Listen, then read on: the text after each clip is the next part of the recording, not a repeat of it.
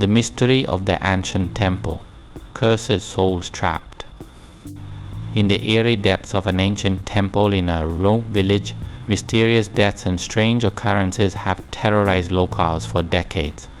The story unfolds with the death of Mr. Fan, the temple's caretaker, found lifeless near the sacred well. Despite a lack of evidence, villagers are left haunted by rumors of malevolent spirits and whispers of curses. With no one willing to take over the caretaker role, the temple is abandoned, shrouded in decay and fear. Years later, 3 daring youths venture inside, drawn by whispers of untold secrets. What begins as a simple quest to catch frogs transforms into a nightmare filled with ghostly apparitions, the scent of incense, and unearthly chills. Their intrusion awakens the vengeful spirit tied to the temple's past. As the group is separated, a desperate search ensues, leading to chilling discoveries, blood-soaked mysteries, and a malevolent force waiting to claim new victims. This gripping tale explores the boundaries between the living and the dead, entwining fear, courage, and the price of disturbing ancient secrets. Part 1. The Temple's Dark Shadow. The wind howled like a mournful wail through the village of Fuda, rattling shutters and rustling dead leaves that clung desperately to brittle branches. At the village's edge, surrounded by a sea of twisted, ancient trees, stood an ominous structure, the decaying temple. Its once pristine stone walls were now cracked and weather-worn, choked with creeping ivy that wrapped around its pillars like skeletal fingers. In years past, it had been a revered place of worship, where villagers sought refuge, solace, and hope. But now it was a forbidden place, cursed in the eyes of the villagers, with a darkness that refused to be ignored. The story of the temple's fall into disrepair and infamy began with a single, chilling event: the death of Mr. Fan, its last caretaker. For over a decade, Mr. Fan had tended to the temple with quiet dedication. He was a man of modest means, his face lined with years of hard work and devotion. The villagers knew him as a kind, steady soul. He would rise before dawn, light incense at the altar, and sweep the grounds, his movements slow but precise.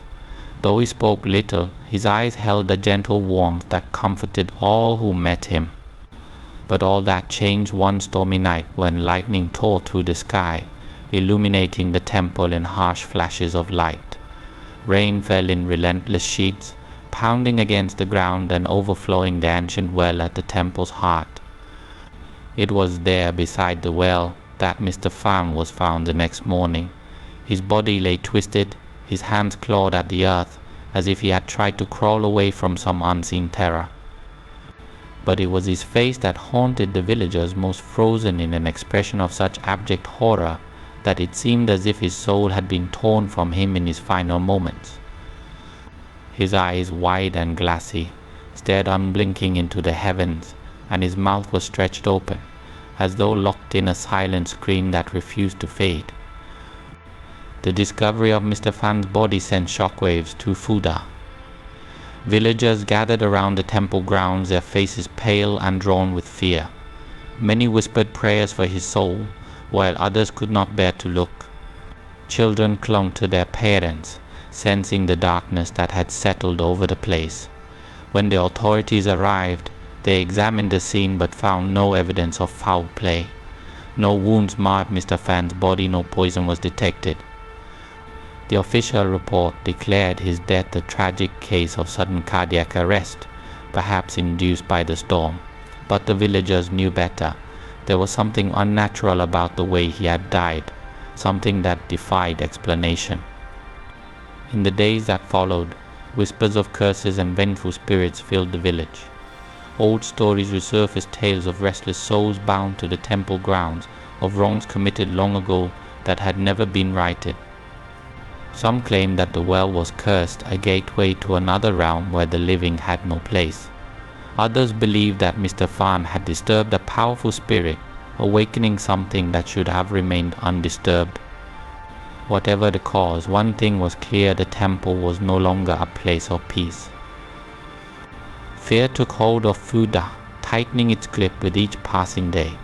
The temple, once a gathering place for prayer and celebration, became a place of dread. The great wooden doors were sealed shut, and the grounds were left to decay. Weeds and vines grew unchecked, and the stone pathways became slick with moss. The bells, which had once rung out with a gentle, melodic chime, now hung silent and heavy. Even birds avoided the area, leaving an unnatural stillness that only amplified the villagers' unease. It was not long before strange occurrences began to plague the village. Those who lived closest to the temple reported hearing faint whispers at night, voices that seemed to come from just beyond the edge of hearing. Shadows moved where no light should cast them, and an icy chill clung to the air around the temple, even in the heat of summer. One young boy, daring his friends to prove his bravery, claimed he had seen a pale figure standing by the well, its eyes glowing red in the darkness. He ran home screaming, and his parents forbid him from ever going near the temple again. The village elders, desperate to protect their people, called for a meeting. They spoke of sealing the temple grounds permanently, of placing protective charms and symbols around its perimeter. Priests and spiritual leaders were summoned, but even they seemed reluctant to enter. "There is a darkness here," one of them whispered, his hands trembling as he traced protective symbols in the air. Something that should never have been awakened despite their best efforts. The fear remained. The temple was a blight on their village, a festering wound that would not heal. Among the villagers, the story of Mr. Fan's death became a cautionary tale. Children were forbidden to play near the temple, and adults avoided it at all costs. Even speaking of it invited discomfort. Conversations would falter, eyes would dart nervously, and hands would instinctively form gestures of protection. But for all their fear, no one could forget what had happened. The image of Mr. Fan's terrified face lingered in their minds, a stark reminder of human fragility in the face of the unknown. Despite their fear, a few brave souls tried to unravel the mystery. They scoured old records, searching for clues about the temple's past. What they found only deepened their dread. Centuries ago, the temple had been the site of a great tragedy, a betrayal that had led to bloodshed and sorrow. Some believed that the spirits of those who had suffered still lingered, unable to find peace. Others thought that the well itself was a conduit, a bridge between worlds that should never be crossed. But for every theory, there was an unanswered question. What had truly happened to Mr. Fan on that stormy night? What had he seen that had left him so broken? As time passed, the temple's legend grew darker. Travelers who stumbled upon it spoke of an oppressive presence, of cold fingers brushing against their skin when no one was near. Some claimed to hear laughter soft and mocking echoing from the depths of the well. The villagers, weary of living in the shadow of such darkness, slowly began to accept that some mysteries were better left unsolved. They reinforced their walls, hung charms over their doorways, and prayed that whatever haunted the temple would remain contained. Yet the temple's shadow continued to grow, reaching out like a creeping vine. Its darkness seeped into dreams, its whispers became louder. For those who dared to listen, it offered secrets terrible, ancient secrets that promised power at a price. But the villagers knew better. They had seen the cost of such secrets etched into the face of a kind, humble man who had only sought to do his duty. The temple stood silent and waiting. It had tasted fear, and it hungered for more. Part 2. 3 Curious Youths. Years passed, and the memory of Mr. Fan's death faded, lingering only as a ghost story whispered to scared, disobedient children. The temple, however, remained a looming, decaying relic on the edge of Fuda. It stood like a forgotten sentinel, surrounded by gnarled trees and shrouded in shadows that deepened with each sunset. No one dared step inside, and its isolation only added to the legends that swirled around it like mist. For Victor, Daniel, and Lucas, the temple was a tantalizing mystery, a forbidden place that called to them with the promise of secrets and danger. The three were inseparable, bound by the restless energy of youth and a hunger for adventure. Victor was the boldest, his dark eyes gleaming with mischief and a touch of recklessness. Daniel, taller and quieter, often tried to temper Victor's wild impulses, but found himself caught up in them regardless. Lucas, the smallest and youngest, admired Victor with an unwavering loyalty, eager to prove he was just as brave. On a humid afternoon, as the sun dipped low and painted the sky in shades of crimson, the trio gathered near the edge of the village. They had spent the day wandering aimlessly, boredom gnawing at their patience. Victor leaned against the weathered tree, twirling a twig between his fingers. "I'm tired of this," he said, his voice low and charged with challenge. "The same paths, the same trees. Don't you want to do something that matters?" Daniel raised an eyebrow, wary but curious. "What do you mean?" Victor's lips curled into a sly grin. The temple, at the mention of it, a chill seemed to pass through the air. Lucas shifted uncomfortably, glancing toward the distant silhouette of the temple, now bathed in the blood-red hues of sunset. "You can't be serious," he whispered. "It's cursed." "Everyone knows that stories," Victor scoffed, dismissing Lucas's fear with a wave of his hand. "Tales to keep children from getting too close. There's nothing there but dust and stones.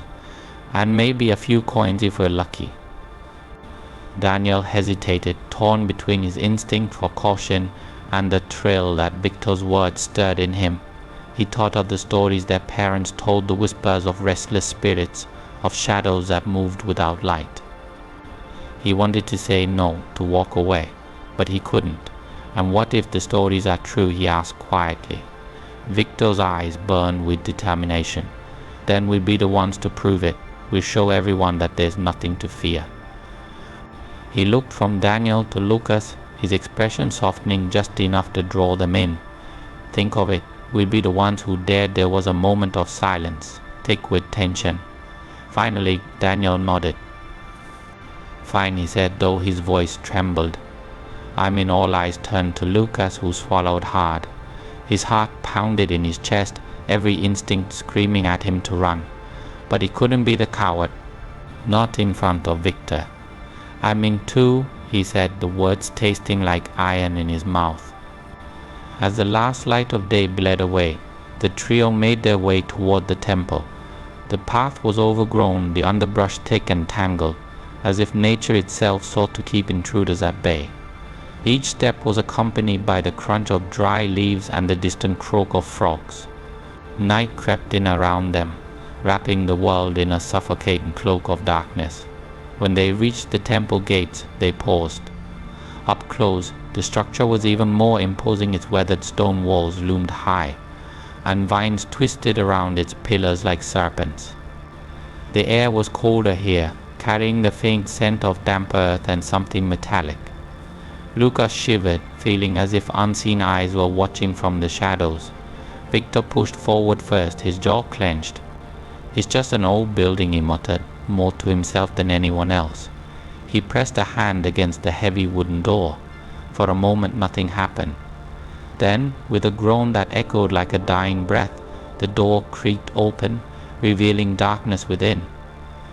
The scent of mildew and decay wafted out, making Lucas gag. "Still think this is a good idea," Daniel whispered, his voice tight with tension. Victor didn't answer. He stepped inside. The air was thick and heavy, each breath a struggle. The walls were lined with faded carvings, once beautiful depictions of gods and spirits, now cracked and marred by time. Their hollow eyes seemed to follow the boys as they walked deeper into the temple. Shadows danced in the flickering light of their lantern, creating shapes that slithered and writhed. Lucas clung to Daniel's arm, every nerve on edge. He wanted to leave, to turn and run back to the safety of the village. But Victor pressed on, his steps determined. "Look around," he said, his voice echoing in the vast chamber. "There's nothing here, just stories to scare fools." A sudden noise cut through the silence, a soft rustling, like fabric brushing against stone. All three boys froze. Daniel's heart pounded so hard he thought it might burst from his chest. "Did you hear that?" he whispered, his breath fogging in the cold air. Victor forced a laugh, though it was thin and hollow. probably a rat. But the sound came again, closer this time. Lucas whimpered, his grip tightening. We shouldn't be here before they could respond. A gust of wind blew through the chamber, snuffing out their lantern. Darkness swallowed them whole. Panic erupted. Lucas screamed, his voice raw with fear. Daniel stumbled, reaching blindly for the others. Victor's voice cut through the chaos. Stay calm, he yelled, though his own fear was evident. We need to relight it. Hands trembling, they fumbled for their matches. Sparks flickered, casting brief flashes of light. In one of those moments, Lucas saw something, a paler figure, standing just beyond the edge of their circle. Its eyes burned red, and its mouth twisted into a smile that promised nothing but pain. The match fell from his hands, and the darkness returned. "Eno ... Nanu," Lucas whispered, backing away. His foot caught on something, and he fell hard, the breath knocked from his lungs. He heard Victor shouting, felt Daniel's hand gripping his arm, trying to pull him up. But the air had turned icy, and the whispers began low, insidious voices that seemed to come from all around them. Victor struck another match, his face pale and drenched in sweat. "We need to leave," he said, his bravado gone. The shadows seemed to pulse, closing in. As they turned to flee, the floor beneath them shifted. Stones ground together, and an unseen force pulled at their limbs, dragging them back toward the well. Daniel fought against it, his muscles straining. "What is this?" he cried, desperation in his voice. The air crackled with energy, and a deep guttural laugh echoed from the depths of the temple. It was a sound that did not belong in the world of the living. The boys stumbled out of the main chamber, their breaths ragged. The doorway loomed ahead, a sliver of hope. But as they reached it, the heavy door slammed shut with a force that shook the walls. The sound reverberated through the temple, a final, mocking note. Lucas fell to his knees, tears streaming down his face. "It won't let us leave," he whispered, his voice broken. Victor stood motionless, his eyes fixed on the darkness that crept closer. "We have to try," he said, though his voice was hollow. The temple seemed to pulse around them, alive and hungry. Every instinct screamed that they were not welcome, that they had trespassed where no living soul was meant to go. As they huddled together, a faint light glowed from the well, a sickly, unnatural light. The whispers grew louder, and the air became thick with the stench of decay. Whatever had claimed Mr. Fan now hungered for them. And there, in the heart of the temple's darkness, they realized the truth. Some legends are born from a place of terror, and some secrets are better left buried. With trembling resolve, they faced the shadows, knowing that the line between the living and the dead was about to blur. Part 3. Stepping into the shadows. The ancient temple gates groaned under the weight of years as Victor, Daniel, and Lucas pushed them open, the sound reverberating through the stillness like a warning cry. Beyond the threshold lay darkness, thick and unyielding. The three friends exchanged uneasy glances, their bravado momentarily faltering. But there was no turning back now. The air was heavy, laden with the scent of burnt incense, mingling with the earthy tang of decay. Each breath felt like it dragged invisible chains into their lungs. Victor took first step, his heart pounding so loudly he wondered if the others could hear it. He turned back, his expression a mask of forced determination. "See," he whispered, his voice trembling just enough to betray him. Just an old place, but even he felt the lie in his words. There was something oppressive about the air, as if it were life, pressing down on them, judging their every move. Daniel followed, his grip tightening around the flashlight, the beam slicing through the darkness but revealing little more than crumbling stone walls and overgrown moss. Shadows flickered along the edges, dancing as if in mockery of the light. Lucas hesitated at the threshold, his small frame trembling. A chill seeped into his bones, and he felt a sudden urge to bolt, to abandon this madness and flee back to the safety of the village. But Victor's gaze had caught his, a silent challenge he couldn't ignore. Swallowing his fear, he stepped inside. The moment Lucas crossed the threshold, the gates behind them creaked shut, with a deafening crash, the sound echoing through the hollow temple. All three spun around, hearts leaping into their throats. The gate stood closed, their iron hinges locked as if they had never moved.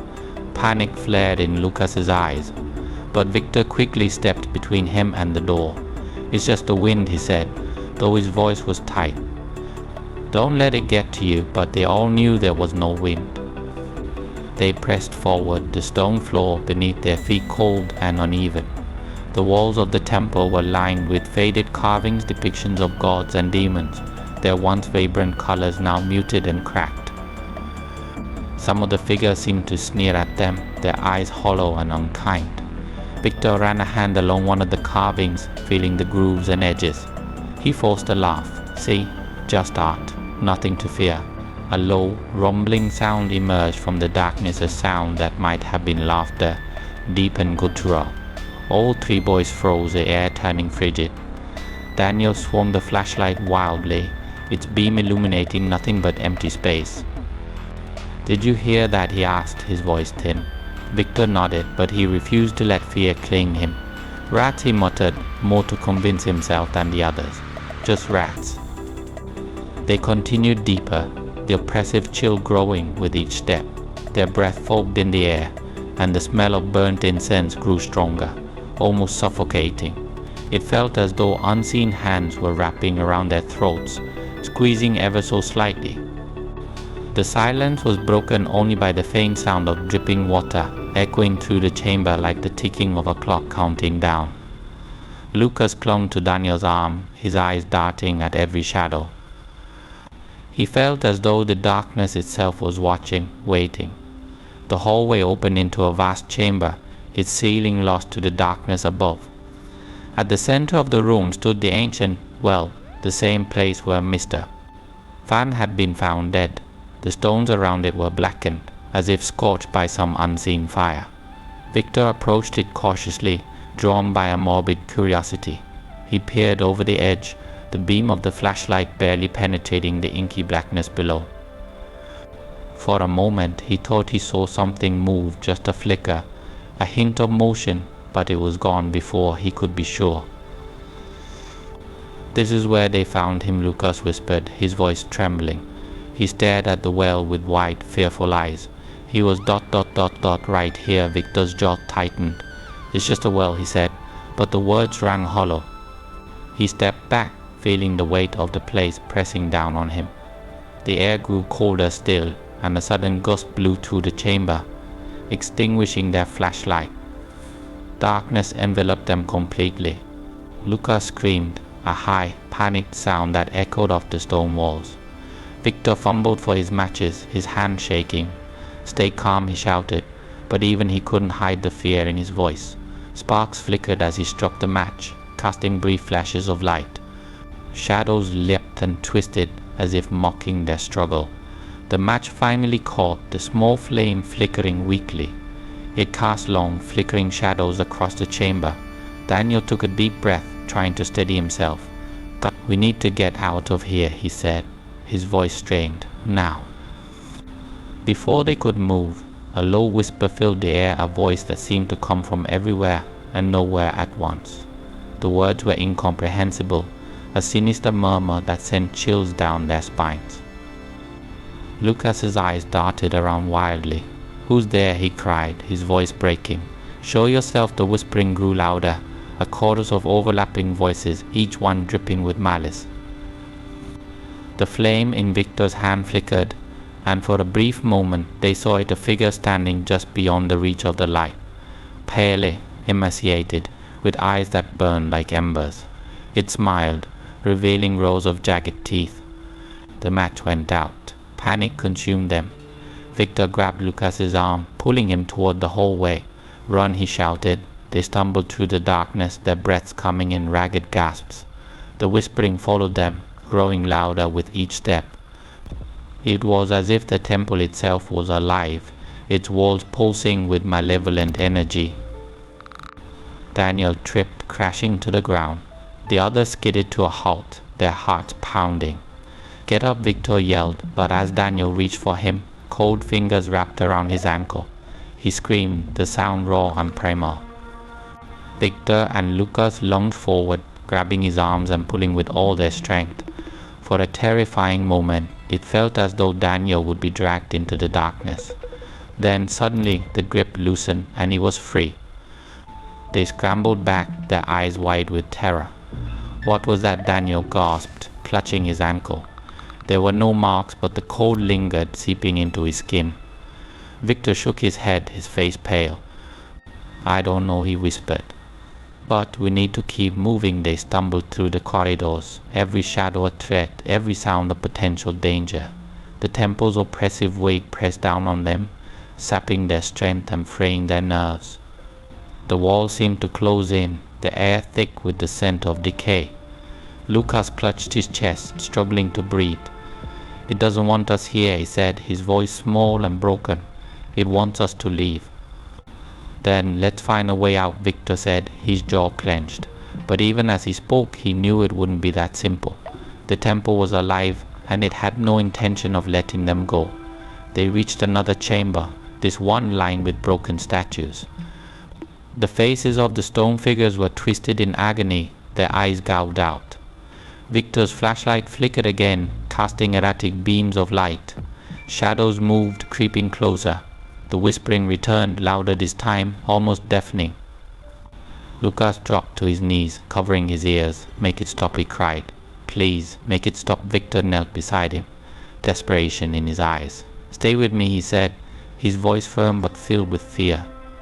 We're getting out of here. A sudden gust of wind slammed into them, knocking them back. The temperature plummeted, and frost formed on the stone floor. The pale figure appeared again, closer this time. It reached out with skeletal hands, its eyes burning with a cruel, otherworldly light. Victor rose to his feet, planting himself between the figure and his friends. Leave us alone, he shouted, his voice echoing through the chamber. For a moment the figure paused, as if considering his words. Then it laughed a hollow, echoing sound that sent shivers down their spines. The figure stepped back, merging with the shadows. The air grew heavy once more, and the oppressive silence returned. The boys exchanged glances, their faces pale and drawn.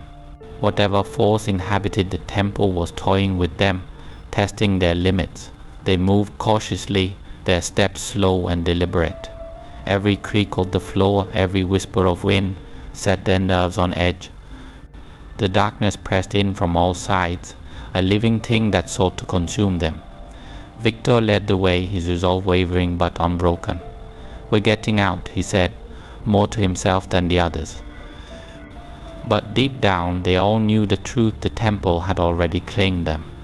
They were trespassers in a place where the line between the living and the dead had long since blurred, and the shadows were waiting.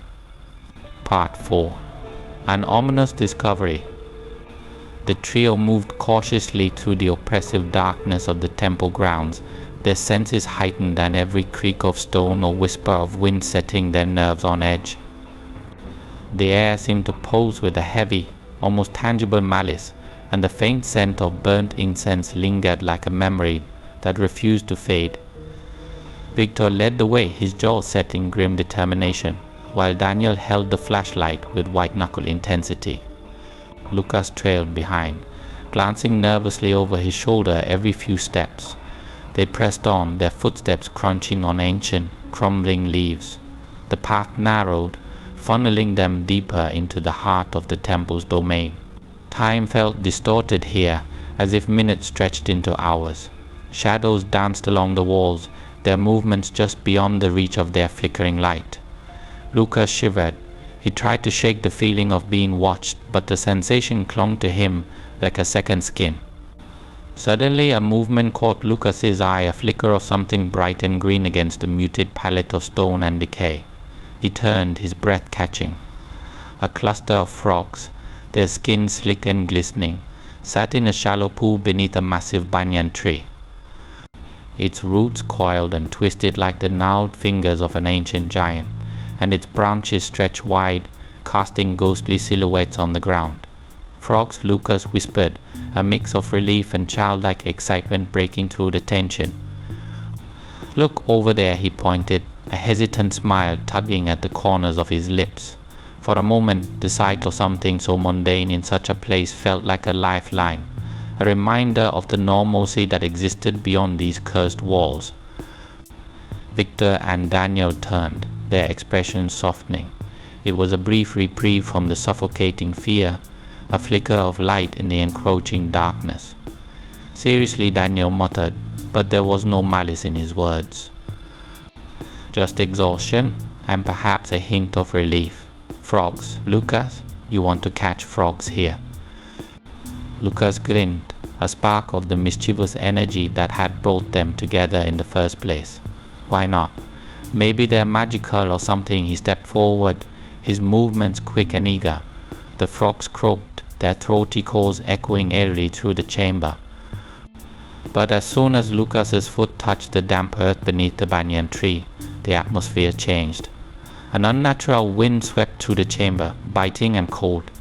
It howled with a ferocity that seemed impossible in the enclosed space, carrying with it the smell of rotten ashes. The frogs scattered, their bodies disappearing into the shadows with desperate leaps. Lucas's smile vanished, replaced by wide-eyed terror. Lucas, Victor shouted, his voice barely audible over the wind's deafening roar. He lunged forward, but it was too late. The ground beneath Lucas seemed to ripple, like water disturbed by a stone. His arms flailed, his mouth opening in a silent scream. For a heartbeat, their eyes met Lucas's, filled with confusion and fear, Victor's with helplessness. And then, in an instant, Lucas was gone, swallowed by the earth. The wind stopped as suddenly as it had begun. Silence descended, thick and oppressive. The air felt dead, the temperature plummeting. Victor and Daniel stood frozen, their minds struggling to process what they had just seen. It was as if time itself had paused, leaving only the echoes of Lucas's disappearance reverberating in their skulls. Lucas Daniel's voice cracked, the single word trembling with disbelief. He stumbled forward, dropping to his knees where his friend had stood moments before. His hands clawed at the dirt, frantically searching for any trace, any sign that Lucas was still there. But the ground was solid, unyielding. There was no hole, no disturbance, nothing to suggest that anything had happened at all. Victor grabbed Daniel's shoulder, his grip tight enough to bruise. "Daniel, stop," he said, his own voice strained and brittle. "He's gone." No, Daniel's breath came in ragged gasps. "No, he can't be. This doesn't make sense." This he choked on his words, tears streaking his dirt-covered face. "It's impossible." Victor wanted to say something, anything to comfort him, but there were no words. He felt hollow, numb. The temple had taken Lucas, just as it had taken Mr. Fan, and they were powerless to stop it. A wave of rage surged through him, hot and blinding. He slammed his fist against the ground, ignoring the pain that shot up his arm. "Why?" he shouted, his voice echoing off the stone walls. "Why are you doing this?" The temple offered no answers, only silence. Daniel pushed himself to his feet, his body trembling. "We have to find him," he said, his voice a mix of desperation and determination. "He's still here. He has to be." He turned to Victor, his eyes wild. "You saw it, right? He didn't just disappear. He's somewhere." Beneath us, Victor hesitated. Every instinct screamed at him to leave, to run as far from this cursed place as possible. But he couldn't abandon Lucas. Not now, not ever. He nodded, the weight of their situation pressing down on him. "We'll find him," he said, his voice firmer than he felt. "But we have to be careful." They moved slowly, every step deliberate. The air felt charged, as if the temple was aware of their every movement. Shadows shifted around them, mocking and menacing. Victor kept his hand on Daniel's shoulder, grounding them both. "Lucas," he called out, his voice echoing into the darkness. "If you can hear us, give us a sign." There was no response. The banyan tree loomed above them, its gnarled roots stretching like veins across the ground. Victor's eyes traced the pattern, searching for anything that might explain what had happened.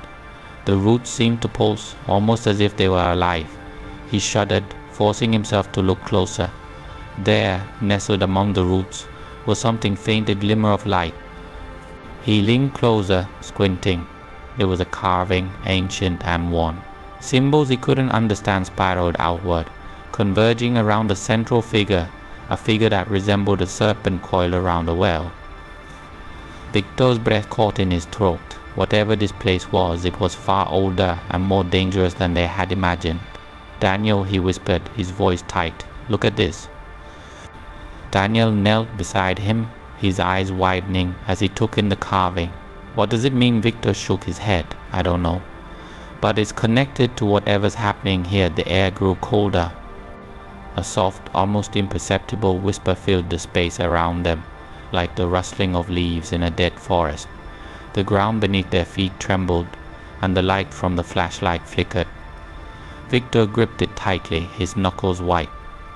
"Stay close," he said, his voice taut with fear. The whispers grew louder, transforming into a cacophony of voices, some pleading, some laughing, all filled with malice. The roots of the banyan tree began to shift, curling and twisting as if alive. One shot out, wrapping around Daniel's ankle. He cried out, panic flaring in his eyes. "Victor!" Victor lunged, grabbing Daniel's arms and pulling with all his strength.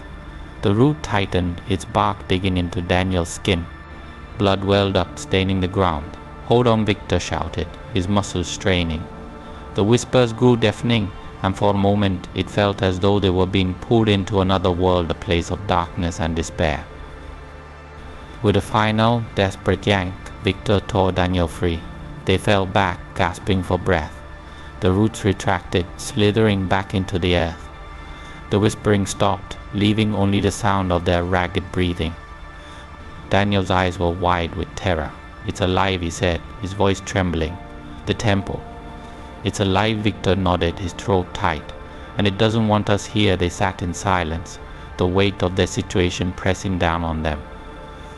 Lucas was gone, taken by a force they couldn't understand.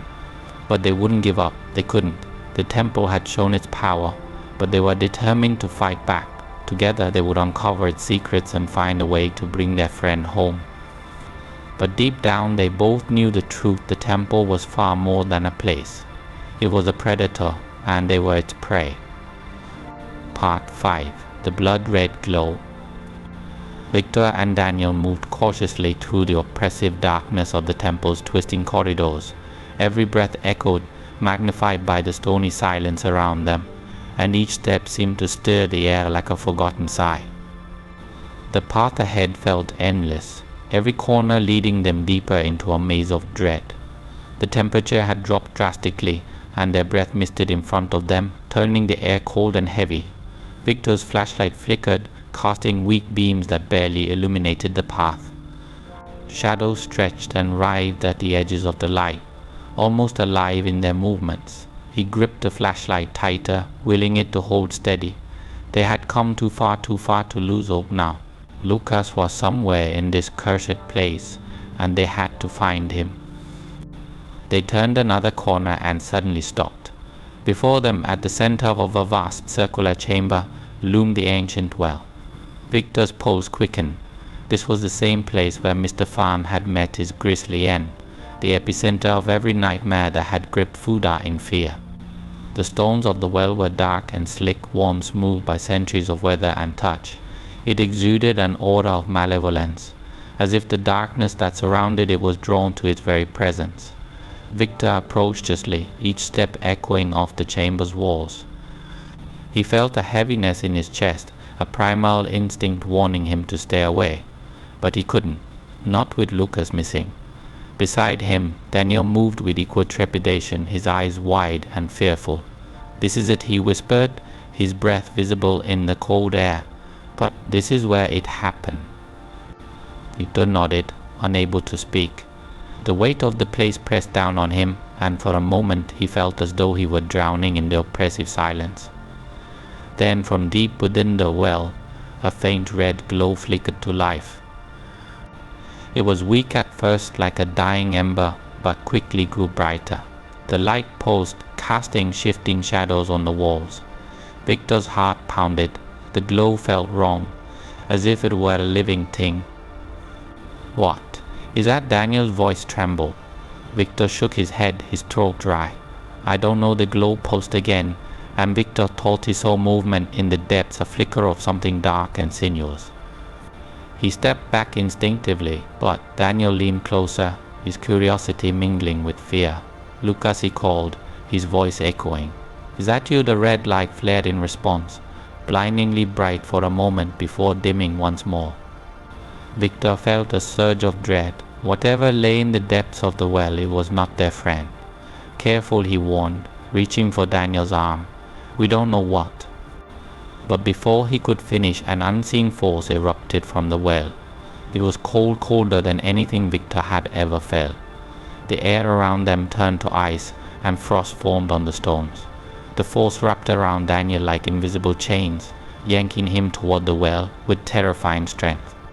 He screamed, his hands clawing at the edge, trying to hold on. Victor, he cried, his voice filled with raw terror. Victor lunged, grabbing Daniel's arm just as his feet left the ground. The force pulled harder, dragging them both closer to the well's edge. Victor gritted his teeth, every muscle straining as he fought to keep his friend from being pulled into the abyss. Hold on, he shouted, his voice trembling with fear and desperation. He could feel the cold seeping into his bones, numbing his hands. Whatever was in that well was trying to consume them both. I'm slipping, Daniel gasped, his face pale and slick with sweat. His grip was weakening. The red glow flared again, bathing them in an unholy light that painted grotesque shadows across their faces. Victor saw something move deep within the well, eyes burning like embers, watching them with cruel amusement. Don't let go, Victor shouted, his voice cracking. He tightened his grip on Daniel's arm, ignoring the pain that shot through his shoulders. The whispers began then, low, insidious voices that filled the chamber. They spoke in a language Victor didn't understand, but the meaning was clear. The voices were mocking, taunting, reveling in their fear. Daniel's eyes were wide, tears streaming down his face. I don't want to go, he whispered, his voice breaking. His fingers slipped another inch, and Victor's heart clenched. He couldn't lose him, not like this. Not to this place. Fight it, Victor roared, his voice raw with desperation. He pulled with all his strength, his muscles burning. For a moment it seemed like he might succeed. Daniel's body shifted, moving away from the edge. But then the force redoubled, yanking him downward with renewed ferocity. Their eyes met one last time, and in that instant Victor saw the fear, the pain, the silent plea for help. And then Daniel's fingers slipped from his grasp. He fell into the darkness, his scream echoing through the chamber before being abruptly cut off. The red light surged, then flickered and died, leaving only an oppressive silence. Victor collapsed to his knees, his chest heaving. His mind raced, replaying the moment over and over. He had failed. He had promised to protect them, and now both Lucas and Daniel were gone, swallowed by this cursed place. Tears streamed down his face as he pounded his fists against the stone, the pain barely registering. Daniel, he whispered, his voice trembling. He crawled to the edge of the well, peering into the darkness. Daniel, he screamed, his voice raw and desperate. There was no answer. The silence pressed down on him like a weight, suffocating and relentless. But then, in the suffocating stillness, Victor heard it, a faint, broken whisper. It was Daniel's voice, calling out from the depths of the well. Victor. Help! Hope flared in his chest, fragile and desperate. He leaned over the edge, straining to hear. Daniel, he shouted, his voice cracking. I'm here. I'll find you. The whisper faded, swallowed by the darkness. Victor clenched his fists, his mind racing. Daniel was still alive. Somehow he was still alive. The temple had taken him, but it hadn't claimed his life, at least not yet. Victor wiped the tears from his face, his resolve hardening. He would not abandon his friends. Whatever horrors lay ahead, he would fight to save them. He stood, his legs trembling but his determination unbroken. The darkness seemed to close in around him, as if testing his resolve. But he refused to give in to fear. He would fight, no matter what the temple threw at him. For Lucas, for Daniel, for all the lives this place had stolen. With one last defiant glance at the well, Victor turned and stepped back into the shadows, ready to confront whatever nightmares awaited. The red glow, hidden deep within the well, flickered once more, hungry, patient, and waiting. Part 6. Whispers of the Dead. Victor stood motionless, the echoes of Daniel's last scream still reverberating through the chamber. The oppressive silence that followed was deafening, pressing down on him with a weight that made it hard to breathe. His hands trembled, his knuckles bloodied and raw from where he had pounded the stone. The air around him felt thick and heavy, as though it were filled with the lingering presence of something ancient and malevolent. He was alone, truly, terrifyingly alone, and every instinct screamed at him to run. But there was nowhere to go. The temple's shadows stretched and twisted along the walls, moving as if alive. They danced at the edges of his vision, forming shapes that flickered and changed with each heartbeat.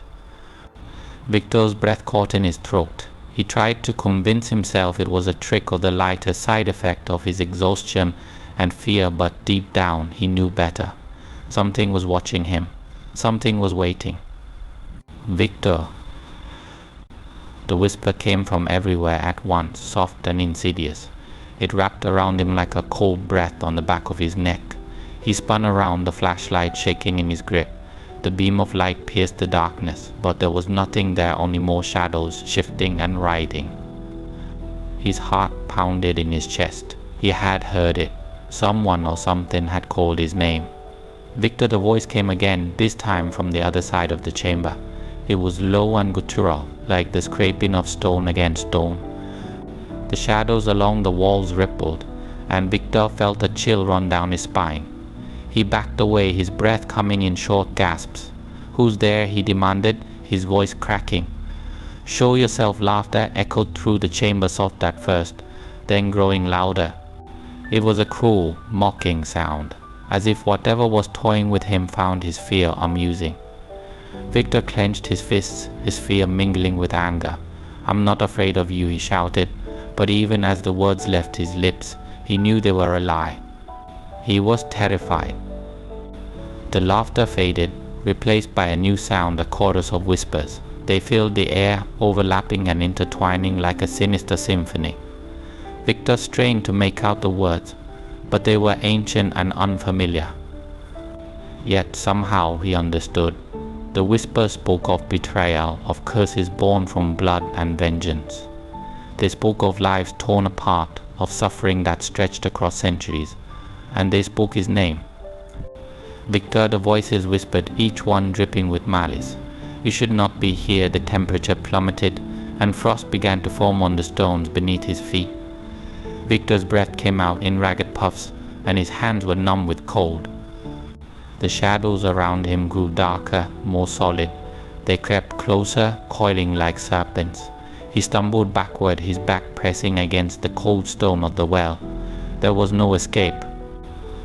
A shape emerged from the darkness, a figure cloaked in shadow, its eyes burning like embers. It was tall and gaunt, its features twisted with rage and sorrow. Victor's throat went dry. He wanted to move, to run, but his body refused to obey. The figure stepped closer, and the air grew heavy with the stench of decay. "You have disturbed my rest," the figure hissed, its voice a blend of many. It was ancient and terrible, and it seemed to resonate with the very stones of the temple. Victor's knees buckled, and he fell to the ground. The flashlight slipped from his grasp, clattering to the floor and casting long, flickering shadows. I didn't mean to," Victor stammered, his voice shaking. "We were just fools," the spirit spat, its eyes blazing with fury. "You dared to trespass in sacred ground. You dared to awaken what was meant to be forgotten." The shadows around it writhed, feeding off its rage. Victor felt the weight of the spirit's words, the truth in them. They had disturbed something far beyond their understanding. They had broken a seal that should never have been touched. The whispers grew louder, recounting tales of betrayal and bloodshed. Victor saw flashes of images in his mind, visions of a past steeped in darkness. He saw the temple as it once was, filled with worshippers and rituals. He saw betrayal, a high priest turning on his kin, spilling blood in the name of power.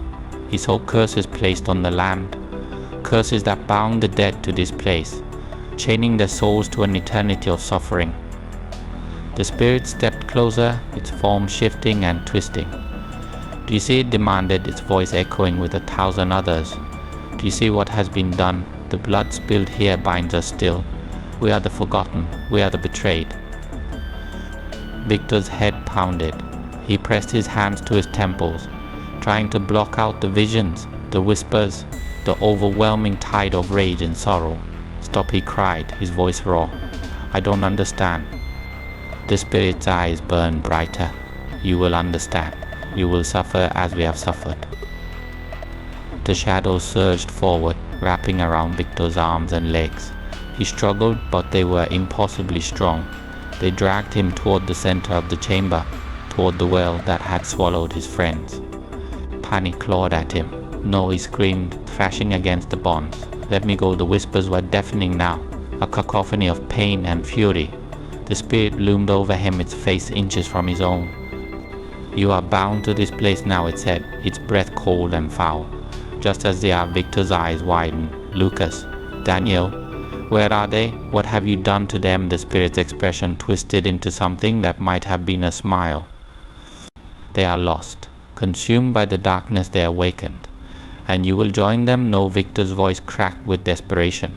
He pulled against the shadows, his muscles straining. He refused to accept it. He refused to believe that his friends were gone. "I won't let you take me. I won't let you win. I won't let you win." The spirit's laughter was cold and cruel. "You think you have a choice? You are nothing. A mere mortal, trapped in a web spun. Long before your time, the shadows tightened, crushing the breath from Victor's lungs."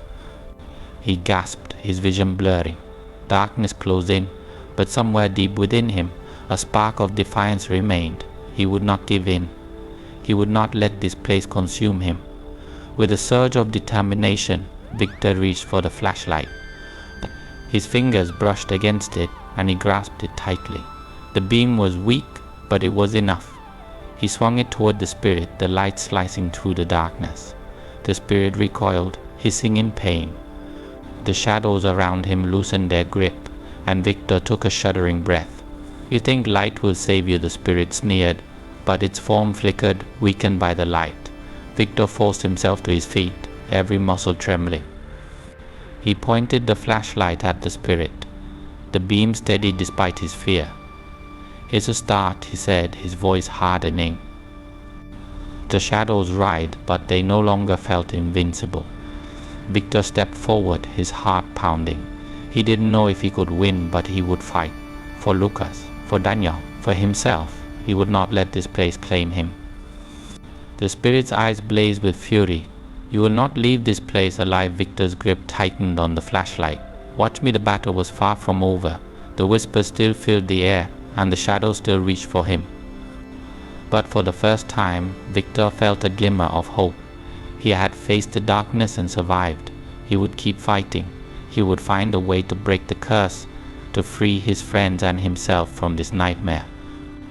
As he stepped deeper into the shadows, the temple seemed to close in around him, its walls pulsing with malevolent energy. The whispers followed, relentless and cruel, but Victor pressed on, his defiance burning like a flame in the darkness. The shadows watched, waiting for him to falter. But Victor would not stop, not until he had freed them all. Part 7. Face to face with fear. Victor's breath came in ragged gasps as he stumbled through the twisting corridors of the temple. The air was heavy, thick with the stench of decay and an oppressive energy that seemed to press down on his chest with every step. His hand shook, the flashlight flickering in his grip. Shadows stretched and writhed around him, moving in ways that defied logic. He was trapped, alone, with no sign of Lucas or Daniel, only the oppressive darkness and the promise of more horrors to come. He needed to find a way out. Every instinct screamed at him to flee, to escape the temple's malevolent grasp before it consumed him too. But every path he took seemed to loop back on itself, leading him deeper into the labyrinthine corridors. It was as if the temple itself were alive, shifting and changing to keep him trapped. Victor forced himself to breathe, to think. Panic would only get him killed. He rounded a corner, and the temperature plummeted. His breath misted in front of him, and his skin prickled with goosebumps. The oppressive silence was broken by a soft, raspy whisper, a voice that seemed to slither through the air like a serpent. Victor, the sound of his name sent a jolt of fear through him. He spun around, the flashlight's beam slicing through the darkness. There was nothing there, only the empty corridor, lined with ancient carvings that seemed to watch him with hollow eyes. He swallowed hard, his throat dry. "Show yourself," he demanded, his voice trembling. Laughter echoed around him, cold and mocking. It seemed to come from everywhere and nowhere, bouncing off the stone walls. Victor's grip tightened on the flashlight, his knuckles white. The laughter faded, replaced by a chilling stillness. He turned back, determined to keep moving. That's when he felt it, cold fingers grazing the back of his neck, so light it could have been a breath of wind. But he knew better. Every muscle in his body tensed, his heart pounding in his chest. He didn't dare turn around.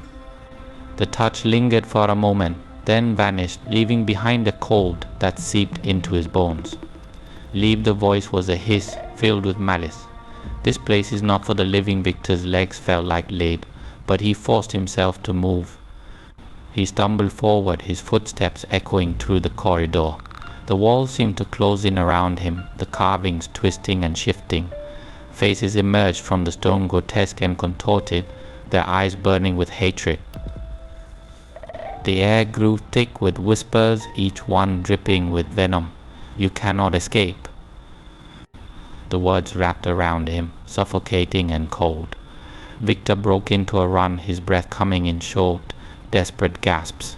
He didn't know where he was going, only that he had to keep moving.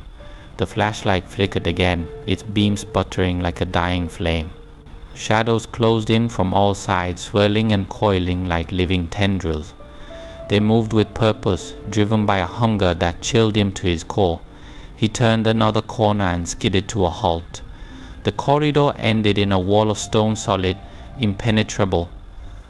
He spun around, but the way he had come was gone, swallowed by darkness. Panic surged through him. He was trapped. The whispers grew louder, a chorus of malevolent voices that filled the air with a suffocating weight. Victor pressed his back against the wall, his chest heaving. "Stay away," he shouted, his voice cracking. The shadows surged forward, forming shapes, ghostly figures with hollow eyes and twisted expressions. They hovered just out of reach, their forms flickering like dying embers. Victor's breath caught in his throat. There were dozens of them, each one more grotesque than the last. "Do you see now?" one of the figures hissed, its voice like the rustling of dead leaves. "You cannot leave. This place is ours." Victor's hand shook, but he raised the flashlight, its weak beam casting a faint circle of light. The figures recoiled, their forms wavering. For a moment, hope flared in his chest. Light, they were afraid of the light. But the hope was short-lived. The shadows closed in again, more determined than before. One of the figures stepped forward, its face a mask of sorrow and rage. "You have awakened the darkness," it said, its voice echoing with the weight of centuries. "You must pay the price." Victor tried to move, but his body refused to obey. The air around him felt like a vice, squeezing the life from his lungs. The figure reached out, its fingers long unclawed. "You will join us," it whispered, its breath cold against his skin. No, Victor's voice was hoarse, but he forced himself to speak. "I won't let you take me." The figure's eyes burned with fury. "You have no choice." The shadows surged forward, enveloping him in a suffocating darkness. Victor thrashed, his limbs heavy and unresponsive. Cold hands clawed at him, dragging him down. The whispers grew louder, filling his mind with images of pain and despair. He saw visions of the past, rituals performed in blood, curses spoken in desperation. He saw the temple's true history, a place of betrayal and vengeance, where the dead were bound to suffer for eternity. "Let me go," Victor screamed, his voice raw. The darkness pressed in, crushing him. He could feel the weight of countless souls, their suffering and rage pouring into him. He was drowning in it. But then through the chaos he felt a spark of flicker of warmth in the cold. It was small, fragile, but it was enough. Victor focused on it, clinging to the faint light within him. He would not give in. He would not become one of them. With a surge of determination, he forced his arms to move. The shadows resisted, tightening their grip, but he fought back. He reached for the flashlight, its cold metal surface a lifeline in the darkness. He raised it high and turned it on, the beam cutting through the shadows like a blade. The figures recoiled, hissing and screaming. The light burned them, driving them back. Victor stumbled to his feet, his legs trembling. He held the flashlight steady, its beam a barrier against the darkness. "You won't take me," he said, his voice shaking but firm. "I won't let you." The figures hovered at the edge of the light, their forms flickering and wavering. The whispers grew louder, more desperate. "You cannot escape," they chanted, their voices overlapping. "You are ours." Victor took a step forward, his resolve hardening. "Not today." He moved slowly, the flashlight held out like a shield.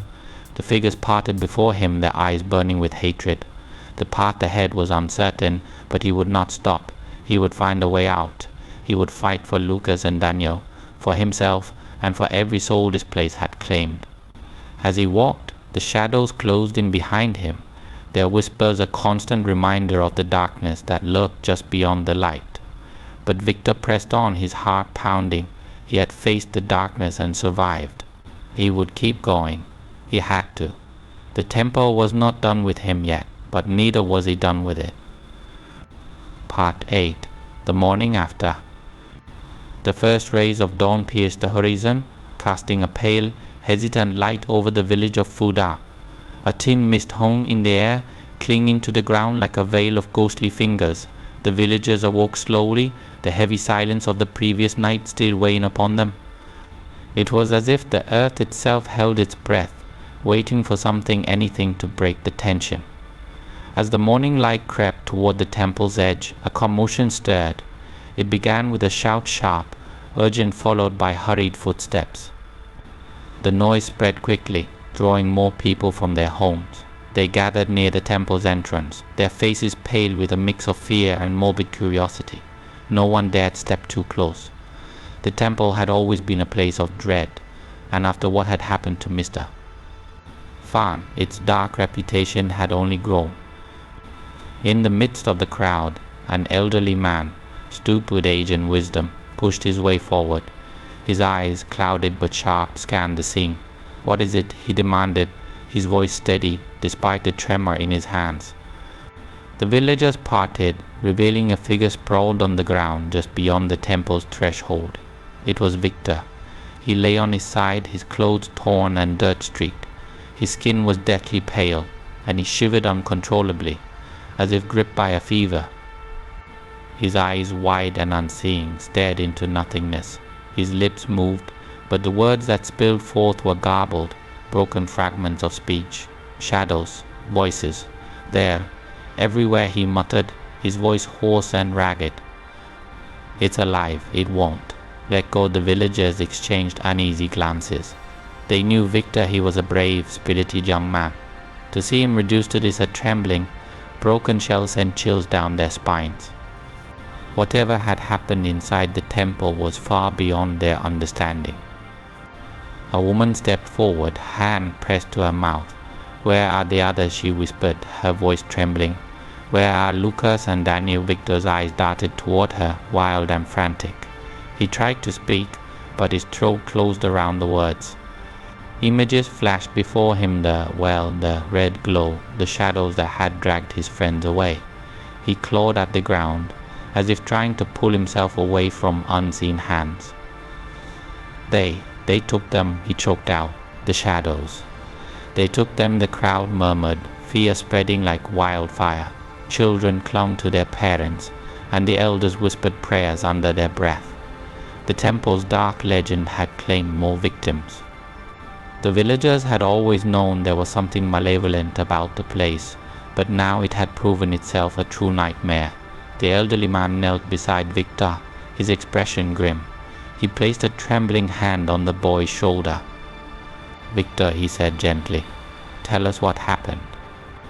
But Victor's mind was a whirlwind of terror and despair. He could still hear the whispers, the voices of the dead calling to him. He felt the cold touch of the shadows, the suffocating weight of the darkness. "It's cursed," he rasped, his voice cracking. "The temple. It's cursed. We shouldn't have gone in. We disturbed it." Tears streamed down his face, mingling with the dirt and blood. He shook his head, his body trembling. "They're still in there," he whispered, his voice so soft that the villagers had to lean in to hear. "Trapped. It won't let them go." The elderly man's grip tightened. "Victor, focus. What did you see?" Victor's eyes met his, filled with a deep, unending horror. "Spirits," he said, his voice trembling. "Spirits bound by pain and rage. Shadows that move, that hunger. They spoke to me. They showed me the past, blood, betrayal. A curse that binds them all." His breathing quickened, each word costing him more strength. "We woke it up. We made it stronger." The villagers recoiled, the weight of his words pressing down on them. They had always feared the temple, but now they understood the true depth of its darkness. It was not just a place of legend, it was a prison, a tomb, a living nightmare. And Victor had barely escaped its grasp. One of the younger men stepped forward, his face pale. "We have to go in," he said, his voice shaking. "We have to find Lucas and Daniel." No, Victor's shout was raw, filled with a desperation that silenced the crowd. "You don't understand. It won't let you leave. Once you're inside. It's too late." He clutched at his chest, as if trying to tear away an invisible weight. It once as all the villagers fell silent. Fear hung heavy in the air, a palpable force that pressed down on their shoulders. The thought of entering the temple, the very idea of facing whatever had done this to Victor was unthinkable. They had seen what it had done to Mr. Fan. They had heard the stories. Now they had living proof of the temple's malevolence. The elderly man rose to his feet, his expression grave. "We will not go in," he said, his voice firm. "We will not disturb the darkness further. This place, it must remain untouched." The villagers nodded, their faces pale and drawn. No one would challenge his words. No one wanted to risk becoming the next victim. They turned away, slowly dispersing, their whispers filled with fear and superstition. Some cast pitying glances at Victor, others crossed themselves or muttered protective charms. Victor watched them go, a hollow ache in his chest. He wanted to scream, to make them understand that it wasn't over. The temple was still there, watching, waiting. It had taken his friends, and it would take more if given the chance.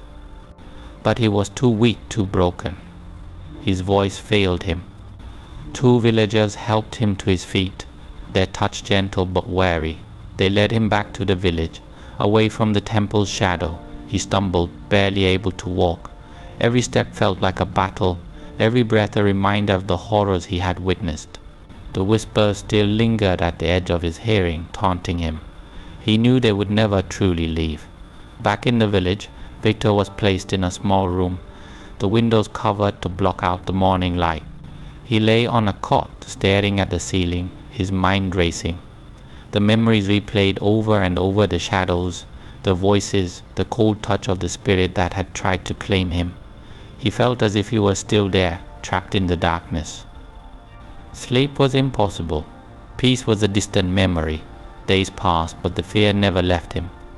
The villagers kept their distance, afraid of what he might say or what he might bring with him. The temple's sinister reputation grew with every whispered word, every fearful glance. It became a place of absolute terror, a cursed ground that none dared approach. Even the bravest among them avoided its shadow, crossing the street or turning back if their path brought them too close. Victor's words were repeated, distorted, turned into legends and cautionary tales. Children were warned never to go near the temple, and charms were hung on doorways to ward off evil spirits. But none of it could erase the truth. The temple was alive, and it was waiting. Victor, pale and gaunt, sat by the window, staring into the distance. He could still feel the temple's pull, The weight had wrapped itself around his soul. He knew it wasn't over. The darkness had taken his friends, and it would come for him too eventually. He closed his eyes, the weight of the knowledge pressing down on him. And in the stillness of the morning, with the village stirring around him, he whispered a silent promise: "I will find you, Lucas. Daniel, I will find you." But deep down, he knew the darkness was listening, and it was waiting for him to return. Part 9. A Haunting Legacy. The village of Fuda settled into an uneasy silence in the days that followed Victor's harrowing return. The sun rose and set as it always did, but the light seemed dimmer, muted by the shadow that now hung heavily over the community. Fear lingered in every corner, whispered in hushed conversations, and lurked behind wary glances. The temple at the edge of the village, already a place of whispered warnings, had become an unapproachable void of terror, a monument to death, loss, and secrets buried deep. Victor's tale spread quickly. Some dismissed it as the ravings of a shattered mind, a boy broken by grief and fear. Others, however, saw the truth etched into his pale, haunted eyes and the trembling of his hands. He had seen something that no living person was meant to see, and whether or not they believed every word, none could ignore the fear in his voice when he spoke of shadows that moved with the will of their own, of whispers that promised suffering and vengeance. His story became the villagers' nightmare, a reminder that some places should never be disturbed. As weeks turned into months, the temple's presence only grew darker, more suffocating. No one dared approach. The paths that once led to its doors became overgrown, swallowed by weeds and thorny vines. The temple itself seemed to pulse with a life of its own, as if feeding on the fear and despair of those who lived in its shadow. Animals avoided it, birds refused to perch near its roof, and even the wind grew still when it passed over its ancient stones.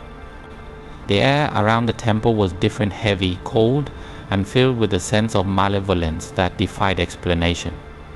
The villagers took precautions. Charms and talismans were hung above every doorway. Rituals were performed by the elders, prayers whispered into the wind to ward off whatever dark force had been awakened. Children were forbidden to speak of the temple or to venture too close. It became an unspoken rule, a matter of survival. But fear was their only shield, and they clung to it desperately. But despite their best efforts, the temple's shadow could not be fully banished.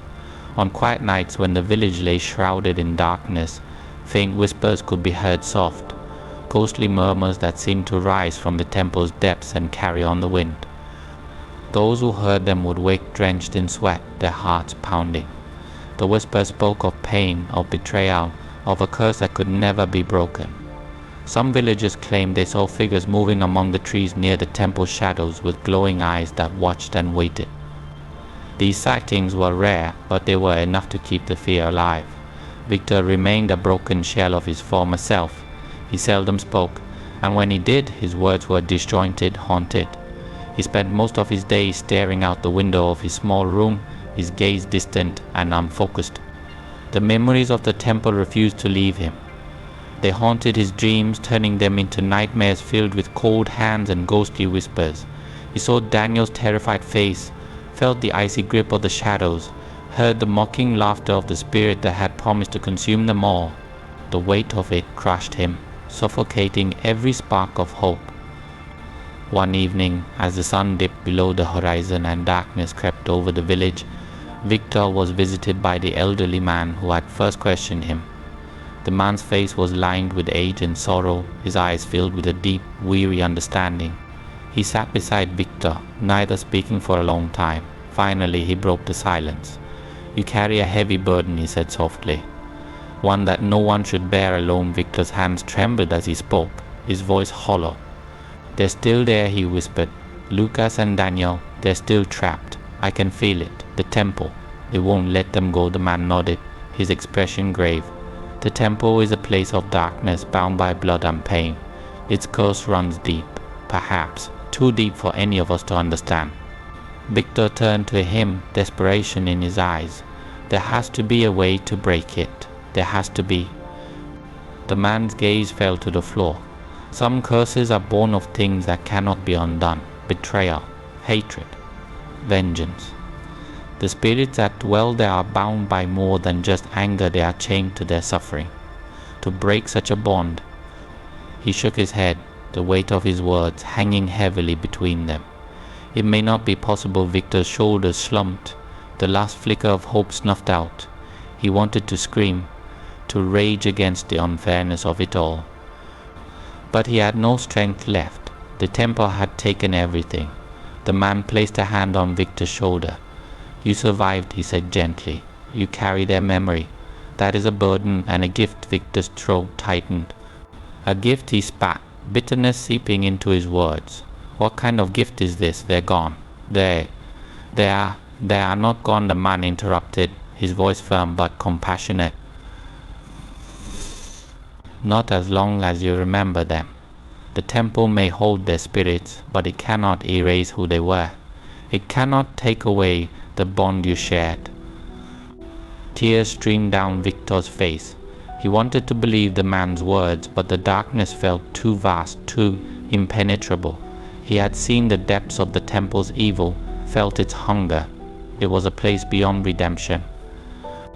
The man stood, his movement slow and deliberate. "The temple will always be a place of darkness," he said, "but you must not let it consume you. Do not let its shadow define who you are." After the man left, Victor sat alone in the dim light, the silence pressing in around him. He closed his eyes, memories flooding his mind, laughter shared with Lucas and Daniel, moments of friendship and bravery. The temple had stolen them, but it could not steal the past. He clung to those memories, even as the darkness threatened to swallow him whole. Time passed, but the temple remained. It stood at the edge of the village, a silent sentinel of terror and pain. The stories of what had happened there, the deaths of Mr. Fan, Lucas and Daniel, and Victor's harrowing escape, became legend. The temple's shadow loomed over Fuda for generations, a reminder of the darkness that could not be undone. Children were warned never to stray too close. The bravest among them would sometimes dare each other to go near, but none crossed the threshold. The fear was too great, the memories too raw. The temple became a symbol, a place where the living dared not tread, where the past was bound by blood and secrets. It was a warning and a curse, a reminder that some darknesses should never be disturbed. And for Victor, it was a wound that would never fully heal. He grew older, but the memories never left him. The whispers would sometimes return, calling to him in the dead of night. He would wake, drenched in sweat, and stare into the darkness, waiting for the shadows to take form. But they never did. The temple's power remained within its walls, a malignant force that watched and waited. One cold, moonless night, Victor stood at the edge of the village, staring at the silhouette of the temple against the horizon. The wind howled, carrying with it the faintest hint of whispers familiar, haunting. He closed his eyes and whispered a promise.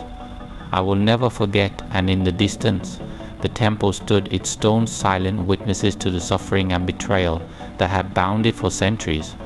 The shadows within stirred, waiting patiently.